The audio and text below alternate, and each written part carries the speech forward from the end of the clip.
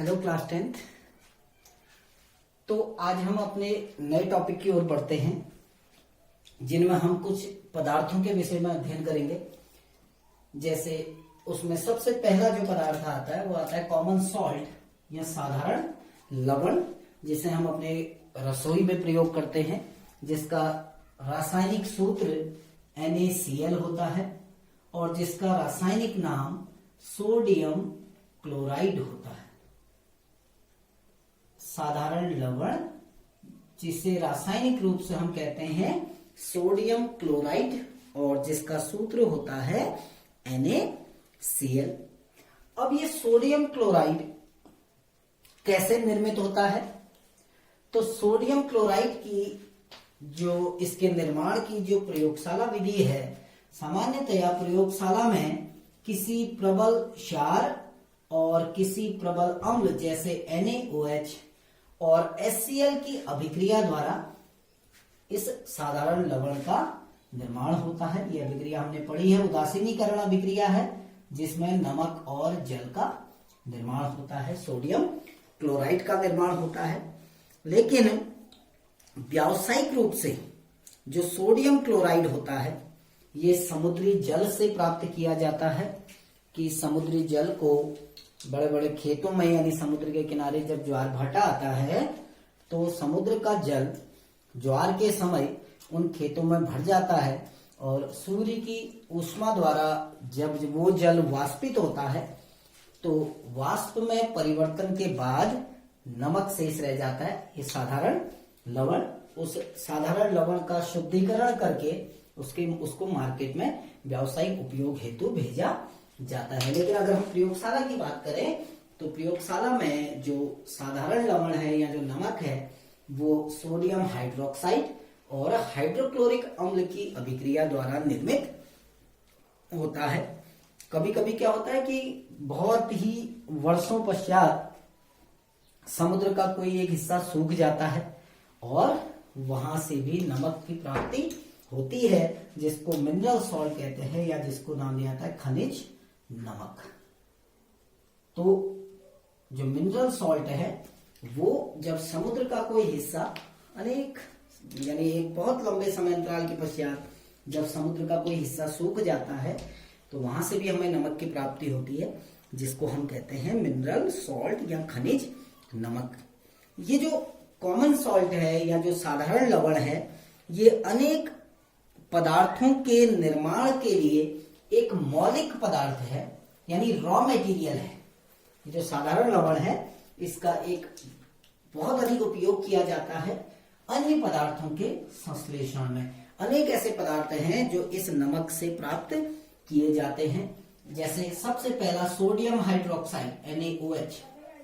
ये जो sodium hydroxide है ये सोडियम हाइड्रोक्साइड भी इसका जो रॉ मटेरियल है यानी जो मौलिक पदार्थ है वो भी नमक है, साधारण लवण। ऐसे ही आपका सोडियम बाइकार्बोनेट है जिसको हम बेकिंग सोडा कहते हैं NaHCO3। अभी हम इनके बारे में पढ़ेंगे। NaHCO3 सोडियम हाइड्रोजन कार्बोनेट या सोडियम बाइकार्बोनेट, इसका रासायनिक नाम है सोडियम बाइकार्बोनेट, जिसको हम बेकिंग सोडा कहते हैं या खाने वाला सोडा, सोडियम बाइकार्बोनेट या बेकिंग सोडा। तो इस बेकिंग सोडा का जो निर्माण होता है उसके निर्माण में जो मौलिक पदार्थ है वो भी क्या होता है, कॉमन सॉल्ट या साधारण लवण होता है। ऐसे ही जो वॉशिंग सोडा है, वॉशिंग सोडा यानी Na2CO3 सोडियम कार्बोनेट, जिसका रासायनिक नाम है सोडियम कार्बोनेट। इस सोडियम कार्बोनेट या इसको हम वॉशिंग सोडा कहते हैं, इसका निर्माण भी, इसके निर्माण में भी जो रॉ मटेरियल है या जो मौलिक पदार्थ है वो साधारण लवण होता है। ऐसे ही विरंजक चूर्ण जो ब्लीचिंग पाउडर होता है CaOCl2, कैल्शियम ऑक्सी क्लोराइड, रासायनिक नाम है calcium oxy chloride, calcium oxy chloride, और सामान्य नाम है विरंजक चूर्ण, विरंजक चूर्ण या ब्लीचिंग पाउडर। तो इन सारे पदार्थों का जो रॉ मटेरियल है या जो मौलिक पदार्थ है वो क्या होता है, साधारण नमक। अब हम साधारण नमक से बनने वाले पहले पदार्थ जिसको सोडियम हाइड्रोक्साइड कहा जाता है उसके बारे में बात करते हैं, उस विषय की ओर चलते हैं। यानी हम अपने पहले पदार्थ जो नमक से निर्मित होता है जिसका नाम है सोडियम हाइड्रोक्साइड, सोडियम हाइड्रोक्साइड या NaOH। अब ये बनता कैसे है, पहले इसके बारे में थोड़ा सा बात करते हैं, जिसको हम सूत्र देते हैं NaOH, जो कि एक प्रबल क्षार है। अब इसके बारे में बात करते हैं। एक डायग्राम बनाया हुआ है, देखो एक उपकरण है जिस उपकरण द्वारा NaOH का निर्माण किया जाता है। NaOH के निर्माण की जो प्रक्रिया है, इस प्रक्रिया को हम बोलते हैं क्लोर क्षार प्रक्रिया, क्लोर क्षार प्रक्रिया। अब क्यों कहते हैं ये भी अभी देखो धीरे धीरे समझ में आएगा कि इस प्रक्रम को क्लोर क्षार प्रक्रिया क्यों कहते हैं। अब ये बनता कैसे है, देखो ये जो विरंजक चूर्ण हमने बात की, ये जो सोडियम हाइड्रोक्साइड है, ये सोडियम हाइड्रोक्साइड कैसे निर्मित होगा, क्लोर क्षार प्रक्रिया द्वारा। तो हम कहते हैं कि जब नमक के जलीय विलयन में, पहले मैं इसकी अभिक्रिया लिख रहा हूं फिर आपको समझाऊंगा कि अभिक्रिया कैसे बनी। जब नमक के जलीय विलयन में NaCl प्लस ट्वाइस H2O, जब नमक के जलीय विलयन में विद्युत धारा प्रवाहित की जाती है, मैंने I लिख दिया क्योंकि इलेक्ट्रिसिटी का जो प्रतीक है वो I है। जब नमक के जलीय विलयन में हमने H2O लिया है, यानी नमक को किसमें घोला, पानी में। ये जो नमक का जलीय विलयन है इसको ब्राइन सॉल्यूशन कहते हैं, इसको कहते हैं ब्राइन सॉल्यूशन। तो याद रखना, कहीं बुक में ब्राइन विलियन लिखा होगा, ठीक है ना, बुक में ये भी लिखा हो सकता है कि ब्राइन विलियन, तो ब्राइन सॉल्यूशन आपको पता होना चाहिए।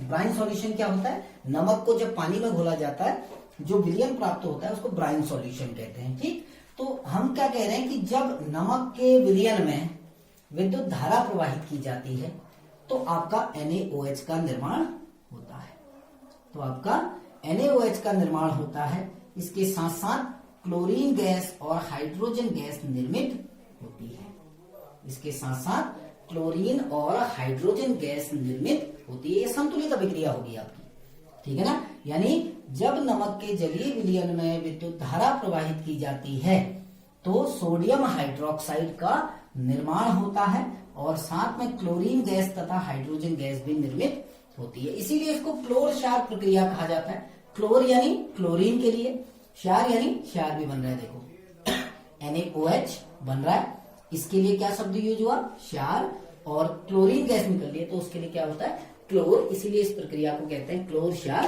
प्रक्रिया। एक उपकरण बनाया हुआ है, देखो एक बंद बॉक्स है जिसके अंदर NaCl का विलयन भरा हुआ है। देखो हमने NaCl विलयन, जिसको हमने क्या कहा, ब्राइन सॉल्यूशन, ठीक है ना।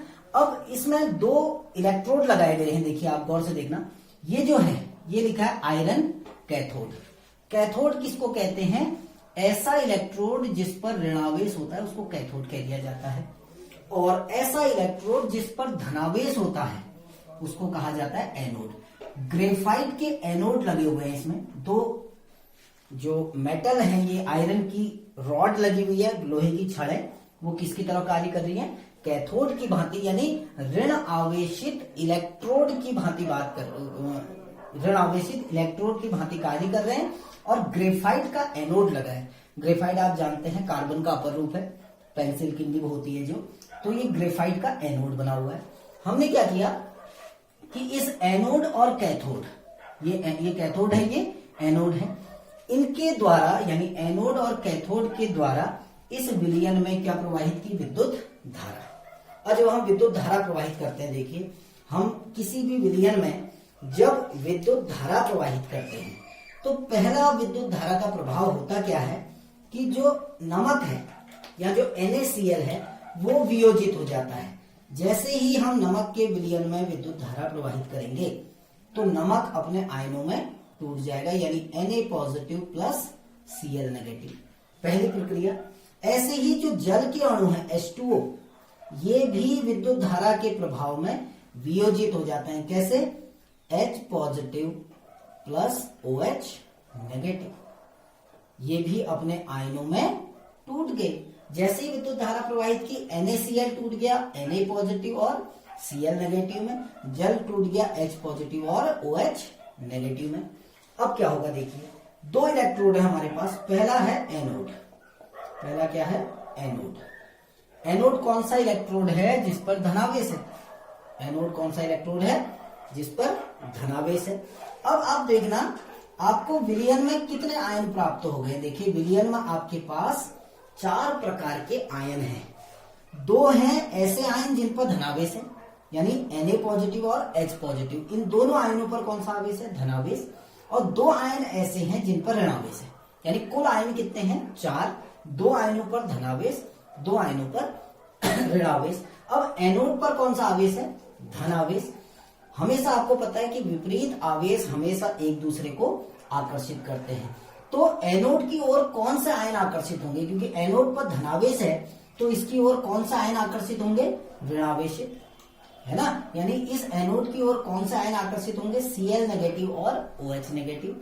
बट अब 2 आयन हैं, दोनों में से ये ध्यान देना कि जो Cl आयन है वो शीघ्रता से, इन दोनों में ये Cl आयन बड़ी तीव्रता से कहां पहुंचते हैं? एनोड के पास। ये जो एनोड है, इस एनोड के पास कौन सा आयन पहुंच जाते हैं? Cl ion. यानी ये जो ट्वाइस Cl नेगेटिव आयन है ये कहां पहुंच गए? एनोड पे। एनोड पर हमेशा याद रखना ऑक्सीकरण होता है। एनोड पर ऑक्सीकरण की घटना होती है। ऑक्सीकरण यानी इलेक्ट्रॉन त्यागना। तो ये जो Cl नेगेटिव है, क्योंकि 2 इकाई ऋणावेश है, आगे से 2 लिखा है, 2 इकाई ऋणावेश, तो ये Cl क्या करता है? 2 इलेक्ट्रॉनों का त्याग कर देता है। क्योंकि ऑक्सीकरण की घटना हो रही है, इसके पास 2 इलेक्ट्रॉन ज्यादा हैं। ऋणावेश का मतलब होता है इलेक्ट्रॉन की अधिकता। 2 इकाई ऋणावेश का मतलब 2 इलेक्ट्रॉन ज्यादा हैं, तो इसने 2 इलेक्ट्रॉन त्याग दिए और ये किसमें बदल गया? क्लोरीन में। यानी एनोड पर कौन सी गैस मुक्त हो गई? क्लोरीन, जो हमने चित्र में बनाया भी है। देखिए ये एनोड है, ये वाला इलेक्ट्रोड, और यहां से कौन सी गैस निकल रही है? Chlorine gas. अब हम आते हैं कहां पर? कैथोड पर। हम आते हैं अपने कैथोड की ओर। ये तो एनोड पर होने वाली घटना है।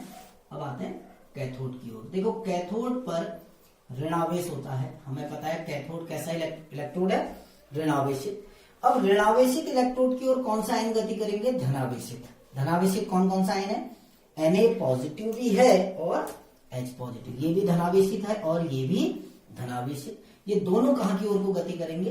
कैथोड की ओर। लेकिन इन दोनों में जो H पॉजिटिव है वो शीघ्रता से कहां पहुंच जाता है? कैथोड पर। और ये जो 2 इलेक्ट्रॉन एनोड पर निकले थे, इन 2 इलेक्ट्रॉनों को ग्रहण करता है कौन? H positive. और ग्रहण करने के बाद किसमें बदल जाता है? H2 में। अब इसको ध्यान देना, इसके बाद 2 इलेक्ट्रॉन कम थे, 2 इलेक्ट्रॉन ग्रहण किए, किसमें बदल गया? हाइड्रोजन में। इसीलिए ध्यान देना जहां पर कैथोड लगे होंगे वहां से कौन सी गैस बाहर निकल रही है? हाइड्रोजन। इसीलिए एनोड पर क्लोरीन गैस मुक्त होती है। कौन सी गैस मुक्त हो रही है एनोड पर? क्लोरीन। और कैथोड पर कौन सी गैस मुक्त हो रही है?